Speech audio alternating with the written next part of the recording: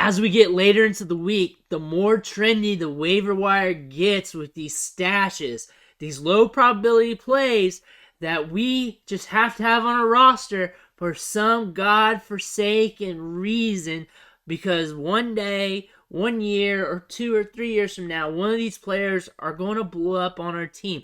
Some of these players are worth stashing because you want to turn and burn that last roster spot. We also have an IR spot that we need to use. That IR spot should be considered part of our roster, and if anything, it should never really be blank if there's players available. If there's a player available, try and get that player and try and figure out how to get him in there. Sometimes you got to maneuver things around to get that player. Sometimes you got to drop a player, pick him up, and then get that player back somehow, or pick up another stash. Sometimes you just don't do it, but you have to think about that IR spot. While thinking about that IR spot, we still have a guy that we're talking about that could help us here in the next few weeks or very soon. He's becoming more valuable the farther we get into the season because he's less of a stash, less time being stuck on the roster, and now we're getting to the point where we might see him on the field. We might, because there are some probabilities at play that could prevent this from happening. I'm talking about Kyren Williams from the Rams. He's soon to be activated, or should be. He should be activated before the beginning or sometime during the beginning of week 11. If not, he's going to be stuck on the rest of the season on IR. So this team has to make a decision on him soon. And this running back depth chart so far, this offense hasn't been looking good so far. Last week against Tampa with Cam Akers back. I did the video on Cam Akers coming back last week. With Akers being back, this is what the running back carries look like. 12 for Darrell Henderson, 5 for Cam Akers, 2 for Malcolm Brown. Looks like a mess. It looks like Williams will be coming back into a mess. It's one thing you want to know. You also want to note that this is a mess that could just allow him to get some opportunity here to prove what he can do and then build from there. The odds are stacking against him, but the odds are slowly going in favor of him. So we just got a mystery box, and we're just trying to gauge what's inside of it just by looking at how it's taped up here. But I've noticed some people are still stashing him, some people are still talking about him, and we have to analyze this prospect. Again, we talk about him every week because you guys are asking about him. Should I drop him? Should I get him? And this is really going to be down to your scenario. This is going to be up to you and how your league's structured, where's your team's at, what's your depth chart looking like, who else is on waivers? Who else is there to pick up? Maybe there's another running back there that's going to give you some short-term production. I recommended dropping him for Jaylen Warren a week or so. That looks like that's working out, and that patron's pretty happy about that, considering recent news. Kyren Williams, though, there could be an advantageous opportunity for somebody out there, especially if you have an IR spot open, and you have the ability to drop somebody, pick him up, get that person you dropped, or another stash, and feel good about it, then that's probably the situation for you. That's probably the best situation of getting Kyren Williams. If you have that spot to burn, and then you can slide him in the IR. If you can do that, then I see rostering Kyren Williams as not that big of a deal. Just a guy you're throwing in your IR spot, and you're seeing what happens. If you don't have an IR spot, your benches are kind of slight, saying you got 8-man bench or less, it's going to be very hard. It's going to be very hard. You're going to have to make this decision and say, hey, I'm going to stick to my guns on Kyren Williams. I'm going to hold him for a bit. We're going to see what happens here.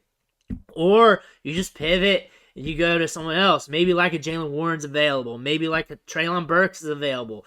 Maybe Isaiah Spiller. Maybe one of those other plays that have very similar or even better probabilities to their outcome. But nonetheless, there are some good things about him because stashing him on the IR is pretty much a free roll spot.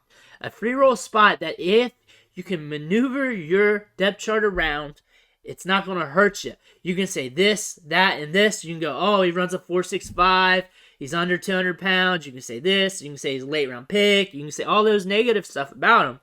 But the fact is, nothing happens with him. He doesn't become productive. All he is a guy on your IR spot. You held him there. It's not really affecting your bench at all, and you're still able to make moves. If you're keeping him on your bench, then this becomes a bigger issue because you have opportunity costs on the waiver wire that's happening every single week that could affect you. You are missing out on guys like Jalen Warren. You're missing out on other probabilities that could be hitting for you. You probably missed out on Deontay Foreman or whatever happened. But again, if he's on IR, there's nothing really to say about it. If he's on your bench, you may want to start thinking. If you're in a deep league, 14, 16, 20-team league, he's a guy that's probably been stashed on a team all season long and no one's moved him. He's probably been on IR on a team all season long. A lot of subscribers to this channel, since I've been dropping a video almost every week on him, have him on IR because having a young prospect with something to their game or something to their situation that seems profitable and you can just stash them on the IR for free is just a smart strategy to do. You don't have to go deep into the weeds to really pin down this prospect, because what happens if he turns to 0 or he falls off the table or is on IR for the rest of the year? Guess what you lost out on? Technically nothing, because it's just an IR spot. Low loss probability here, but there's also a chance that he comes back, and with this decimated depth chart, with this team just struggling right now, could get a look, could get something to happen here. Some of you guys love his collegiate profile. Some people love what he did at Notre Dame. He catches the ball in the backfield. He blocks well. He's been dependent, especially during his collegiate career. Been noted that he was supposed to have a large role in the offense before he got hurt. Now we just got to see what's going to happen. He's been practicing. He's been going. We got to see when he gets anointed. That could be soon. That could be very soon. That could be right now. That could be in a few weeks. That could be in a few hours. That could be in a few days. Gotta pay attention to it till he leaves. But guess what? I'll be here for you, and I'll let you know the news when that happens. Let me know in the comments below if you're still in Kyren Williams. What are you doing with them? What's your strategy? Because you got to have a strategy on a player like this if you want to roster him, because he's not for everybody. He's not for all my teams, but he could be for some of my teams. He could be not for all your rosters, but he could be for this guy's roster. That's the thing about Kyren Williams right now, and that's why people are asking these questions, and I'm here to answer them. But let me know what you think in the comments below. Make sure you hit that subscribe button on the way out. It's only going to help you. I'm here with you when the news drops. I'm here with you for the waiver wires. I'm here with you for these stashes. I'm here with you for trade advice as well. Also, hit this video right here for another running back that you need to grab off waivers right now. But I want to thank you for watching, and I'll catch you on the next video.